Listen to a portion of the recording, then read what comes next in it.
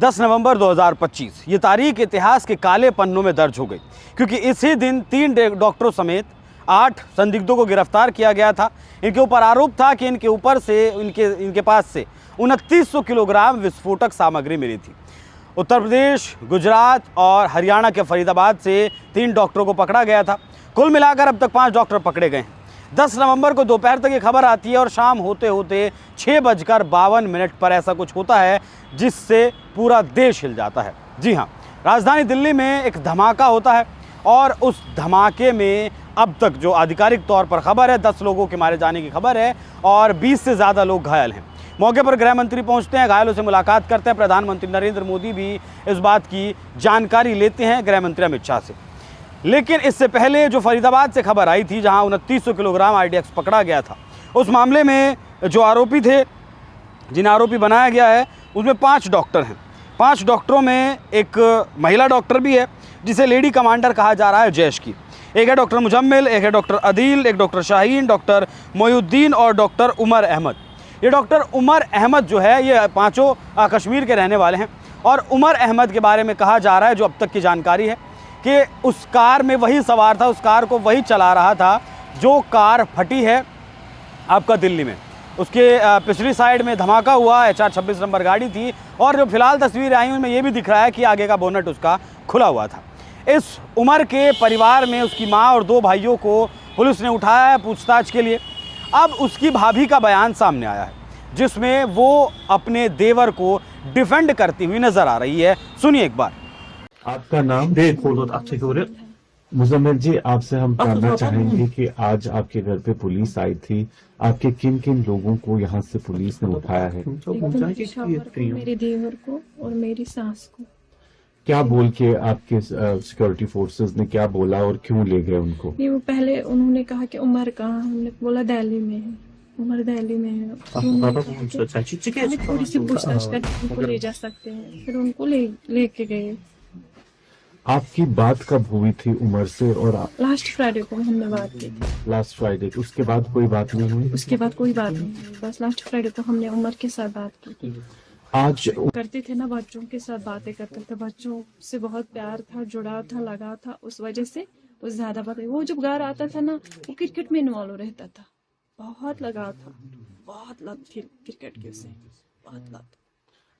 GMC Anantnag से ही doctor Adeel Rathore को भी जो है जम्मू कश्मीर पुलिस ने गिरफ्तार किया हुआ है।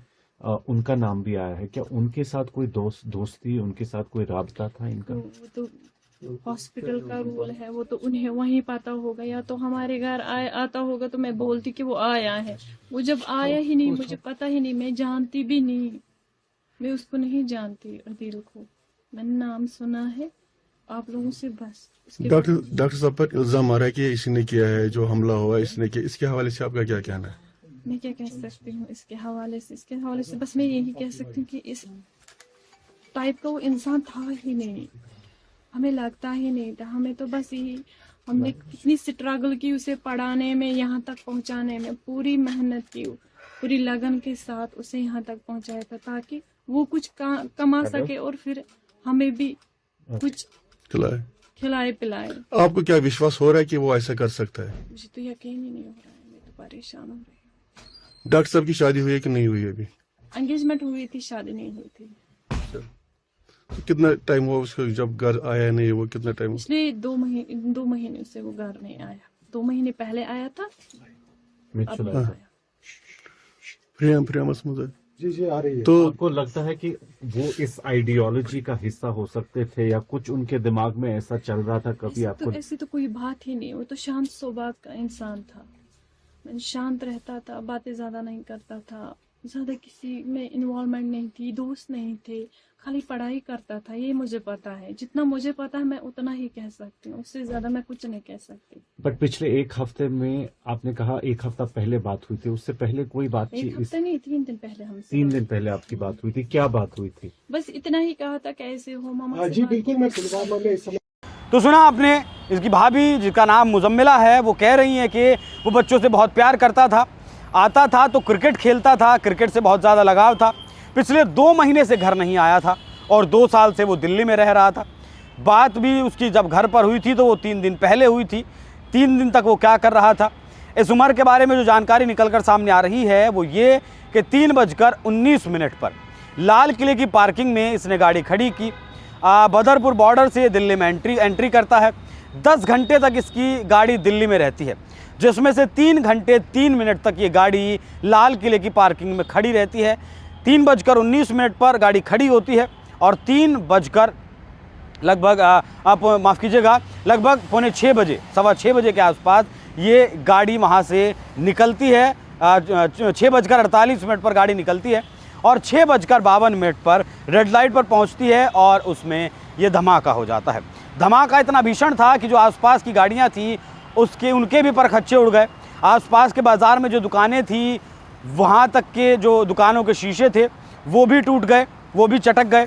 लोग डर गए, अफरा तफरी मची, भागदौड़ हुई। जिसके बाद एनएसजी की टीम डॉग स्क्वाड के साथ वहाँ पहुँचती है, एनआईए की टीम पहुँचती है, आईबी रॉ सब इस मामले में फ़िलहाल इन्वॉल्व हैं। यूएपीए की धारा 16 और 18 के तहत मामला दर्ज किया गया है और छानबीन चल रही है। ये जो 5 डॉक्टर पकड़े गए हैं जिनका नाम मैंने आपको बताया है, ये पाकिस्तान से इनका लिंक मिल रहा है, जैश ए मोहम्मद से इनका लिंक है। अब एक महिला डॉक्टर की भी तलाश थी, मुजम्मिल की गर्लफ्रेंड इसे बताया जा रहा है और कहा जा रहा है कि जो लेडी कमांडर्स की ब्रिगेड जैश ए मोहम्मद बना रहा है उसका लॉन्च पैड नया वो बांग्लादेश में बना रहा है और इसकी बहन सहीदा उस काम में उसका हाथ बटा रही है और महिला ब्रिगेड को जो कमांड दे रही है वो इसकी बहन साहिदा ही दे रही है।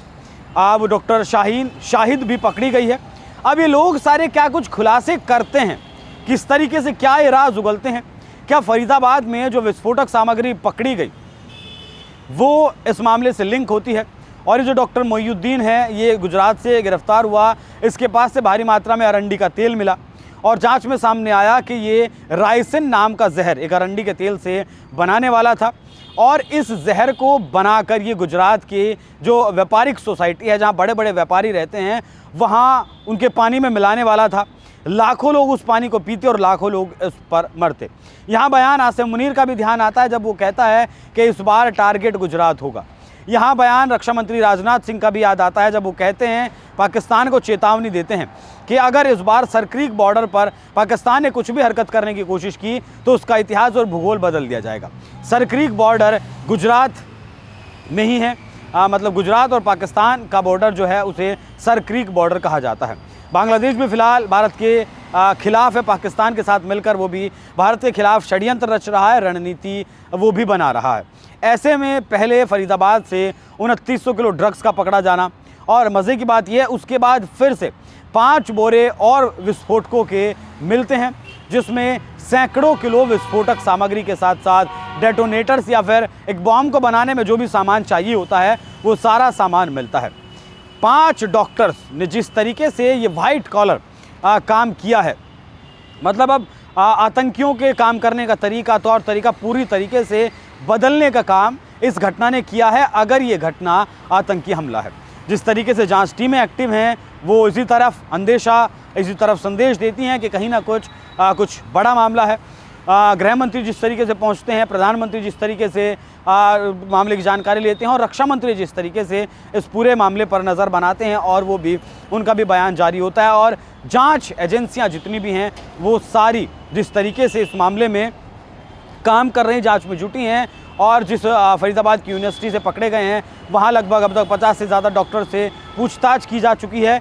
ये एक बहुत बड़ा नेक्सस हो सकता है फरीदाबाद वाला। बाकी दिल्ली में जो धमाका हुआ वो फरीदाबाद से जुड़ता है या नहीं जुड़ता है ये जांच का विषय है। बाकी प्रशासन की तरफ से क्या ऑफिशियल बयान आता है, क्या आधिकारिक बयान आता है वो भी आप तक हम ज़रूर साझा करेंगे। बाकी जो मुजम्मिला ने कहा है, उमर की भाभी ने, उस पर आपकी क्या राय है कमेंट बॉक्स में ज़रूर बताइएगा। नमस्कार।